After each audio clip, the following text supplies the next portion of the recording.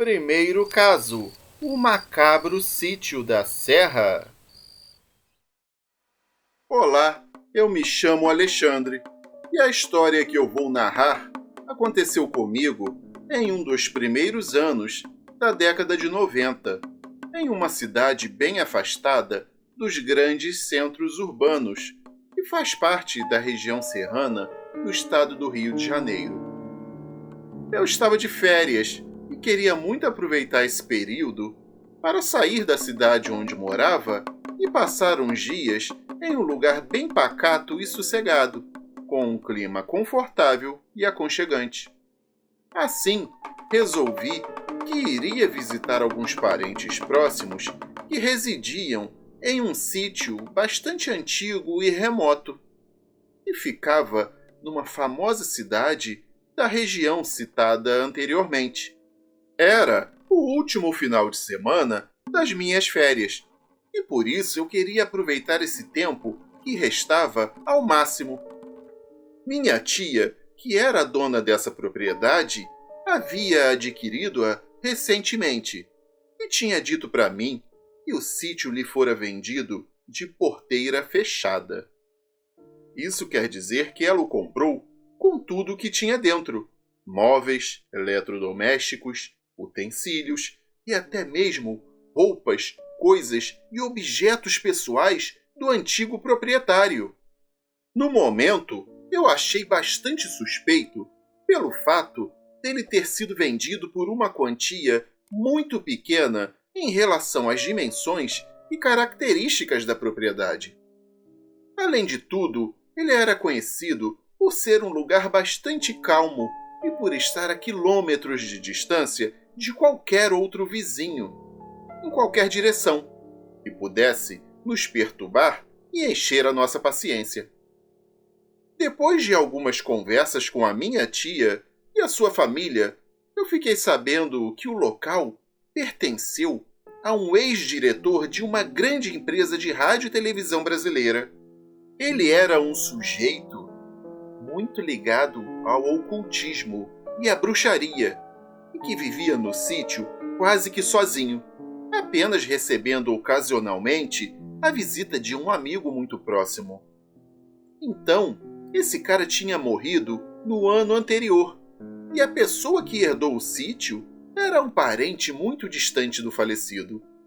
Ele recebeu a posse da propriedade por testamento, e como não tinha interesse nenhum em nada daquilo, tratou de vendê-la o mais rápido possível, desaparecendo logo depois. Dizem que ele nunca mais foi visto pela região. Apesar da história estranha, o lugar era muito agradável e bonito. Tinha um jardim grande e bastante interessante, pois possuía centenas de tipos de plantas e árvores. Nesse jardim, também haviam, espalhadas por todo o local, estatuetas, das quais, se me lembro bem, eram da Branca de Neve e os Sete Anões, dentre outros personagens menos conhecidos. Também havia um belo riacho, que passava bem próximo à residência principal. E em volta desta mesma casa havia um fosso com água. O imóvel era muito grande e antigo, mas apresentava um bom estado de conservação.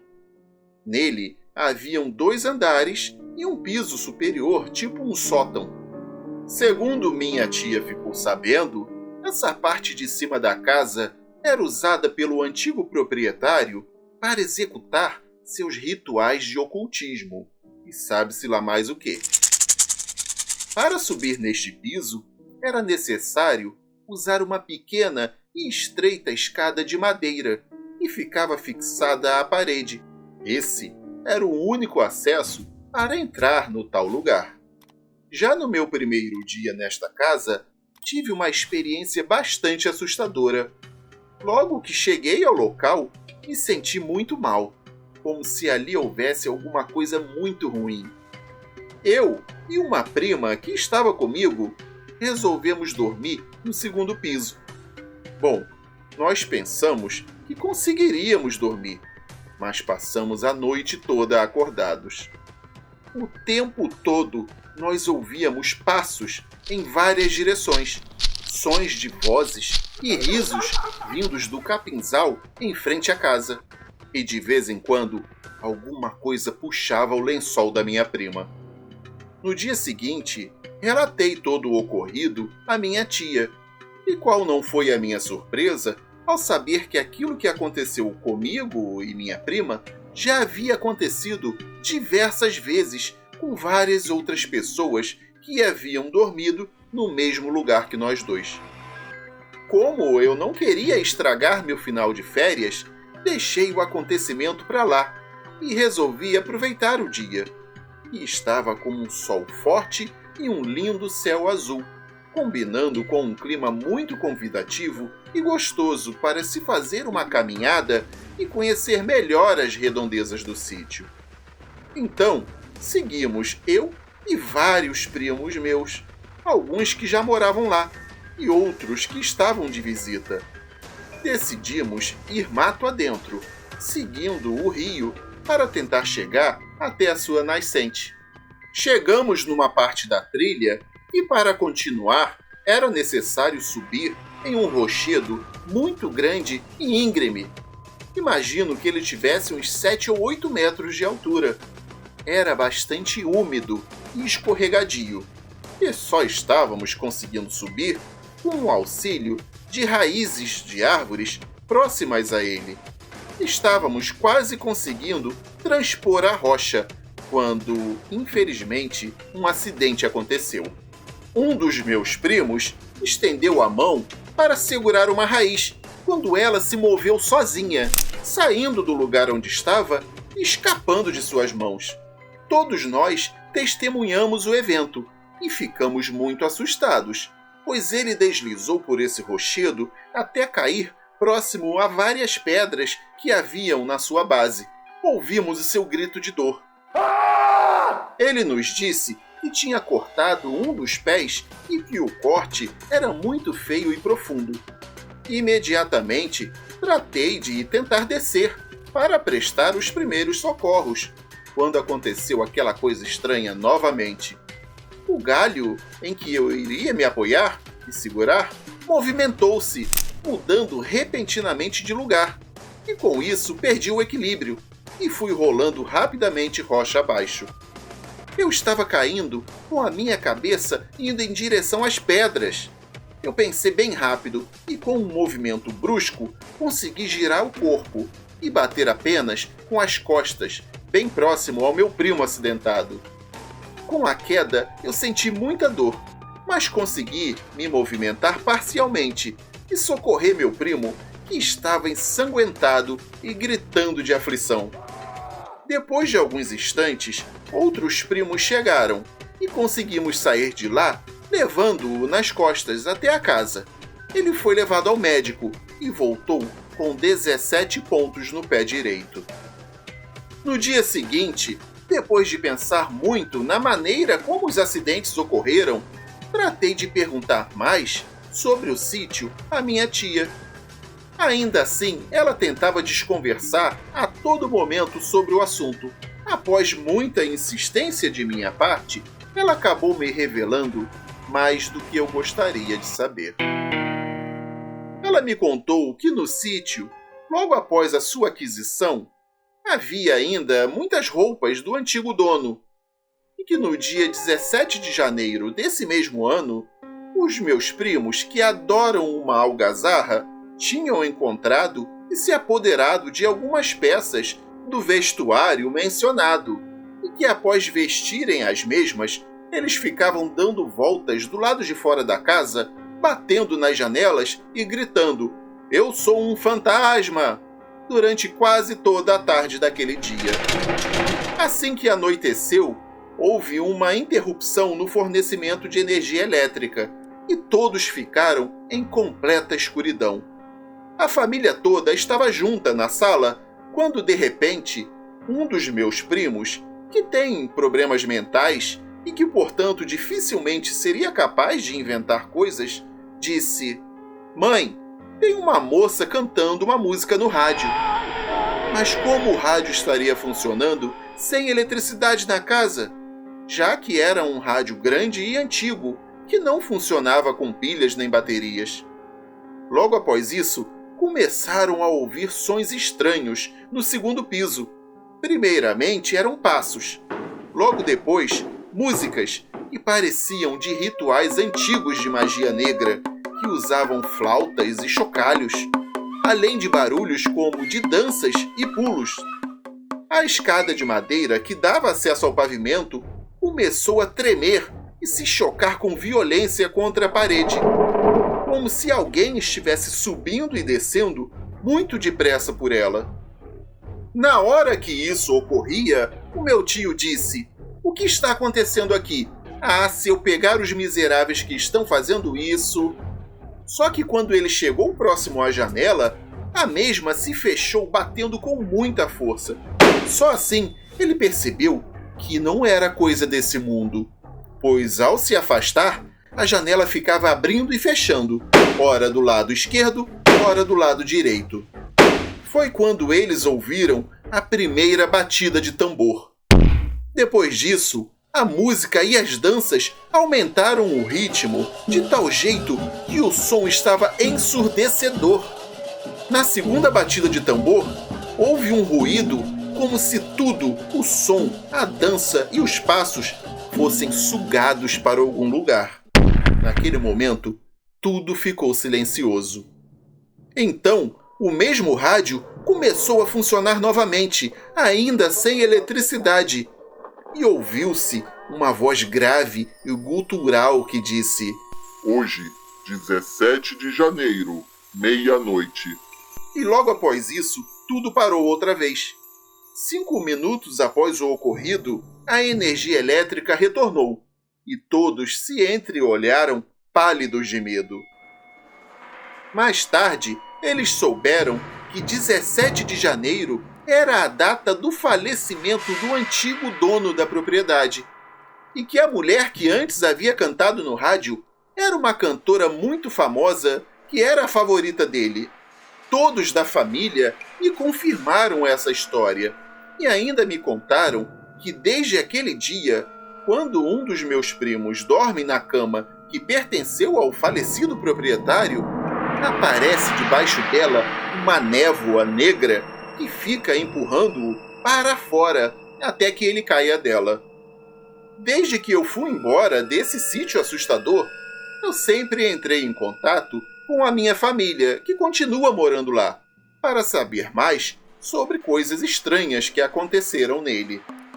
Uma das últimas coisas que fiquei sabendo é que depois daquele dia, ninguém mais fica no sítio da noite do dia 16 para o dia 17 de janeiro, pois não há um só dos meus parentes com coragem suficiente para isso. Até hoje, a minha família lembra bem o que aconteceu naquela data e ainda treme com isso. Segundo caso, o Sítio dos Horrores. Olá para todos do canal. O meu nome é Robson, tenho 44 anos de idade e moro no interior do estado de Minas Gerais. O meu caso aconteceu há uns 30 anos, quando eu era apenas um adolescente e ainda morava com os meus pais e os meus irmãos. Aconteceu que a minha família havia comprado um sítio muito antigo e mal cuidado, numa cidadezinha bem tranquila e afastada, no sul do estado. A nossa intenção era recuperar o lugar, reformar tudo que estava destruído pelo abandono e danificado pelo tempo, para então ficarmos morando lá. O local era um pouco afastado do centro da cidade, mas as pessoas da região conheciam muito bem a fama do sítio. Lá, entre elas, corria uma história de que a antiga dona da propriedade havia sido assassinada pelo seu amante, recebendo várias punhaladas dentro de um dos quartos do casarão, sendo por esse motivo que o sítio, segundo comentavam, era assombrado. Ninguém lá de casa deu muita importância ao fato, pois todos nós achávamos que era uma coisa de caipira, que estavam falando aquilo só para afastar a gente da cidade. Lá, eles eram muito desconfiados de gente de fora, como diziam na região. Entretanto, já na primeira noite, eu, que era completamente incrédulo, passei a respeitar e acreditar em todas as lendas e casos que o pessoal das redondezas contava. O sítio era bem grande, mas seu casarão era meio antiquado, pois era muito velho. Tinha uma aparência bastante sinistra e desolada. Tinha uma enorme sala e 4 quartos bem amplos e arejados. Porém, a cozinha e o banheiro não eram ligados ao antigo casarão, onde ficavam os quartos. Parece que eles tinham sido construídos em épocas diferentes, e a ligação que deveria existir entre os cômodos não chegou a ser concluída. Em uma das primeiras noites morando ali, tive vontade de ir ao banheiro, e para isso eu teria que dar a volta pela casa pelo lado de fora, para conseguir chegar lá. Quando saí e comecei a rodear o casarão, pude perceber que tinha alguém parado próximo a um arbusto me observando. Levei um susto enorme e nem consegui ir ao banheiro. Voltei correndo o mais rápido que eu pude e me enfiei debaixo dos lençóis. Depois, passei a ouvir vários ruídos pelo corredor do imóvel, como se alguém estivesse arranhando as paredes. E para completar, em algumas vezes eu ouvia gemidos de dor, como se alguém estivesse passando muito mal. Até que chegava em um determinado momento que tudo ficava no mais absoluto silêncio, restando somente o som dos animais noturnos comuns na região. Quando amanheceu, eu não contei nada para ninguém. Durante o dia, tudo estava correndo bem e normal. Uma vez ou outra, víamos algum animal andando pelo quintal, comendo frutas que caíam no chão. Nada mais que isso. A tarde passou rapidamente e a noite chegou mais uma vez para o meu terror. Minha família e eu terminamos as nossas tarefas. Tomamos banho, jantamos, ficamos conversando um pouco e fomos dormir. Era aproximadamente 2 horas da manhã, quando eu novamente acordei assustado, com o mesmo barulho da noite anterior. Eu me tremia todo de medo. A porta do meu quarto estava entreaberta, e como não havia iluminação elétrica no sítio, minha mãe deixou uma lamparina no meio do corredor. Como eu disse anteriormente, o sítio era bem antigo mesmo, por isso não tinha eletricidade na área, embora a gente já estivesse tentando resolver isso com a empresa fornecedora de energia elétrica. Bom, mas voltando ao assunto, com a lamparina pendurada na parede, eu conseguia ver quando alguém passava diante da porta do meu quarto. Em um certo momento, percebi que havia alguém andando em direção ao quarto dos meus pais. Achei que fosse minha mãe. Pulei da cama e corri para o corredor, pois eu estava com medo. E como tinha um sofá velho no quarto dos meus pais, eu iria pedir à minha mãe para deixar eu dormir lá. Vi que minha mãe caminhava para o seu quarto, de costas para mim. Então me apressei e a alcancei, ainda no corredor, tocando no seu ombro. Foi nesse momento que eu tomei um susto enorme, pois só então eu vi que não era minha mãe quem estava ali. Era uma outra mulher, completamente podre, em um estado de decomposição bem avançado. Seu rosto tinha lugares sem pele, onde se podia ver os ossos e os nervos. No lugar dos seus olhos, percebi apenas buracos, de onde escorria sangue coagulado e fétido. Gritei e saí correndo em direção ao meu quarto. Me joguei em cima da cama e me cobri inteiramente com o lençol. Segundos depois, eu descobri a minha cabeça e olhei na direção do corredor. Aquela figura monstruosa estava ali, parada na porta do meu quarto, olhando para mim. Não me lembro de ter visto meu irmão, porém eu ouvi o seu grito, vindo lá do seu quarto, chamando meu pai. Quando olhei novamente na direção da porta, não havia mais ninguém ali. Logo depois, o meu pai e a minha mãe entraram no meu quarto e eu contei tudo o que havia acontecido, mas eles não se importaram muito, não acreditaram na história e me disseram que eu tinha tido apenas um pesadelo.